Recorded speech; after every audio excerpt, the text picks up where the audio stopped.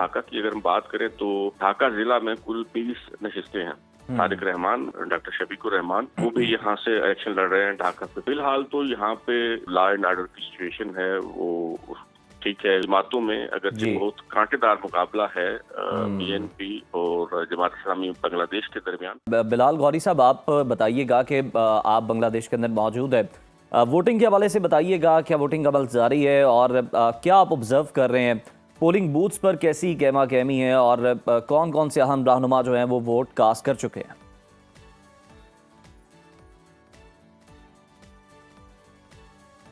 आज बांग्लादेश में इंतखाबात हो रहे हैं और सुबह से पोलिंग का अमल जो है वो जारी है और 300 हलके हैं, लेकिन उसमें से 299 हलकों में इंतखाबात हो रहे हैं। एक हलके पर इंतखाबात जो है वो मुलतवी कर दिए गए थे एक उम्मीदवार की वफात के बायस।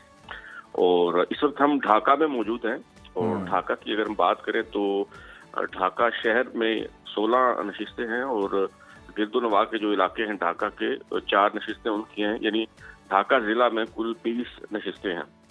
और यहाँ ढाका से जो बहुत अहम रहनुमा हैं, मिसाल के तौर पे जो बीएनपी के सरबराह हैं तारिक रहमान, वो भी ढाका से इलेक्शन लड़ रहे हैं। इसी तरह जमात इस्लामी बांग्लादेश के जो सरबराह है डॉक्टर शफीकुर रहमान, वो भी यहाँ से इलेक्शन लड़ रहे हैं ढाका 15 से। और सुबह से पोलिंग का अमल जो है वो जारी है और 4:30 बजे तक पोलिंग का टाइम है।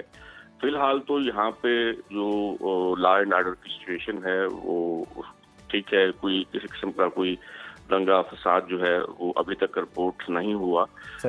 अलबत्ता मुख्तलिफ जमातों की तरफ से धांधली के इल्जामात जो हैं वो कल से ही लगाए जा रहे हैं। कल जमात इस्लामी के कुछ रहनुमाओं को गिरफ्तार किया गया था। मिसाल के तौर पे ठाकुर गांव में जो जमात इस्लामी के अमीर हैं उनको एयरपोर्ट पर डिटेन किया गया था कि उनके पास 7.5 मिलियन टका कैश जो है वो बरामद हुआ। और जो बीएनपी है उसकी तरफ से ये इल्जामात लगाए जा रहे हैं कि जी जमात इस्लामी पैसे का इस्तेमाल कर रही है वोट खरीदने के लिए।